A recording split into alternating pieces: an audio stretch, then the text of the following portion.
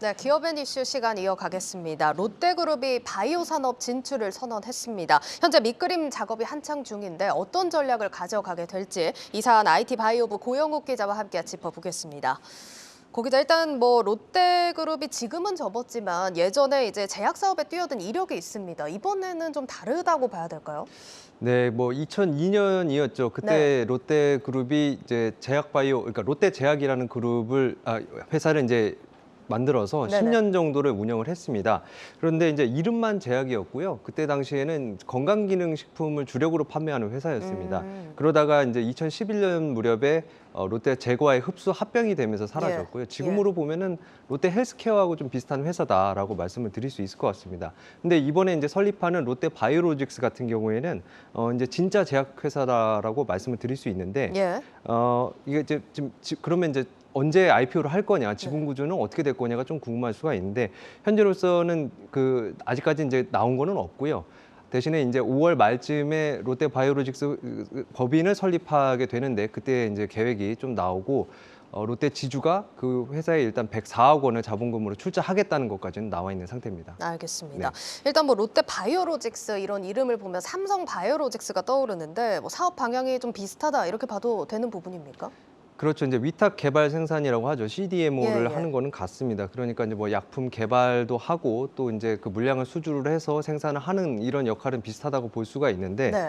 이제 회사가 처한 상황이라든지 아니면 자금 여력이 또 다르기 때문에 같은 성장 경로를 삼성바이오로직스와 롯데바이오로직스가 같은 성장 경로를 따를 것이라고 보기는 좀 어렵습니다. 예. 오히려 이제 지금으로서는 좀 다른 전략을 취할 가능성이 더 높다. 이렇게 말씀을 드릴 수 있는데요. 예. 일단 삼성바이오로직스 같은 경우에는 설립 초기에 이제 자체 공장을 짓는 것으로 방향을 잡지 않았습니까? 예. 근데 롯데 같은 경우는 최근에 이제 미국 뉴욕주에 있는 BMS의 공장을 인수를 했습니다. 우리 돈으로 한 2천억 원 가량을 들여서 인수를 했는데 이제 롯데그룹이 이제 바이오 사업에 앞으로 10년간 2조 5천억 원 가량을 투자하기로 했기 때문에 또 롯데그룹 특기가 인수합병을 통한 성장인 만큼 앞으로 이제 중소형 제약사라든지 관련 공장을 계속해서 인수하는 시도를 할 것으로 보입니다. 네, BMS 이게 브리스톨 마이어스 스큉인데 이 네. BMS 공장이 어떤 곳입니까?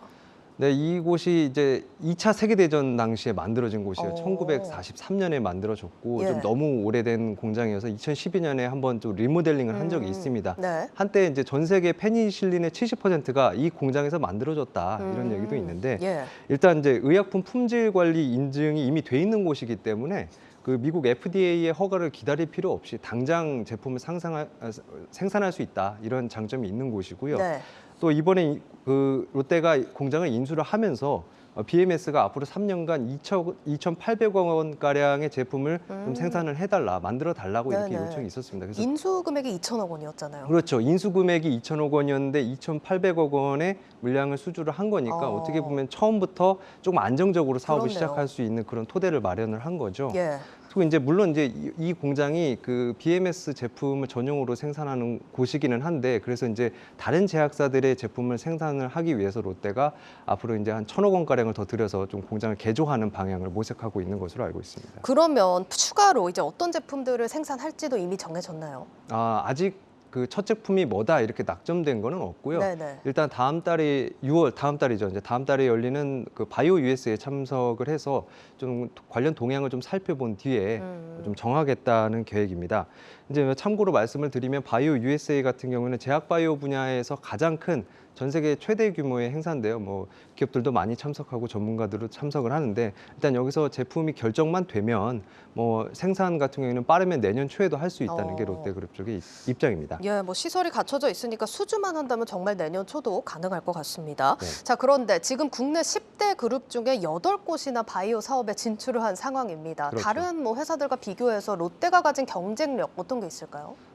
일단 주력 그 사업 분야가 조금씩 다 각자 또 다르기 때문에 네네. 이게 직접 비교하기는 조금 어렵기는 합니다. 근데 이제 이들 기업에게 직접 입장을 물어봤더니 그래도 롯데가 그 시설 투자만 잘한다면 망하지는 않을 거다. 이런 게 공통적인 시선이었고요. 네.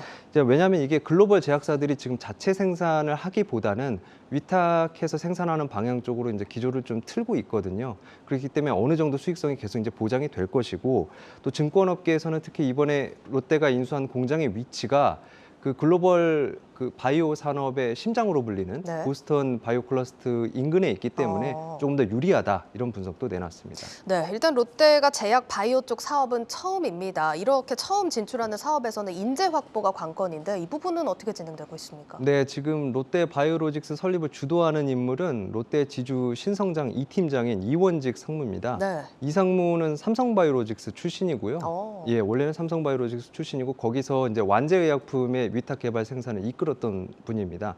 이제 그 전에 또 이력을 보면은 미국 보건복지부에서도 일을 한 적이 있고 또 BMS에서 일을 했는데 이번에 공장을 또 BMS 거 인수하지 예, 않았습니까? 그렇네요. 네, 그 과정에서 좀 활약을 했다.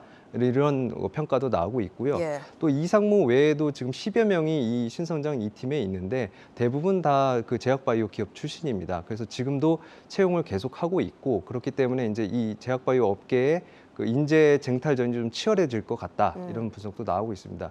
또 이제 그러면 누가 과연 이 롯데바이오로직스의 초대 수장이 될 것인가, 네. 대표이사가 될 것인가도 좀 궁금하기는 한데 현재 이상무가 많이 거론은 되고는 있기는 한데 제가 이제 롯데 측에다가 좀 확인을 해 보니까 앞으로 추가적으로 고위급 인사를 영입할 가능성도 있기 때문에 아직은 좀 단정짓기는 어렵다 이런 입장을 내놨습니다. 알겠습니다. 자, 5월 말입니다. 롯데 바이오로직스 출범을 앞두고 있는데 어떤 비전을 제시할지 지켜보겠습니다. 지금까지 IT 바이오부 고영욱 기자였습니다.